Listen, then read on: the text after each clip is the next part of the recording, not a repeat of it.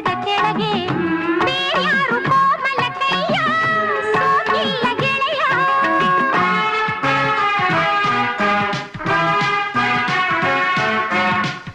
ಗಡಿಯಾರದಲ್ಲಿನ ಘಳಿಗೆ ಮುಳ್ಳಂತೆ ಬಂದೆನು ಬಳಿಗೆ ನಾ ಕಾಣೆ ಕಾರಣ ಗೆಳತಿ ಇದೆ ಮೊದಲ ಸರತಿ.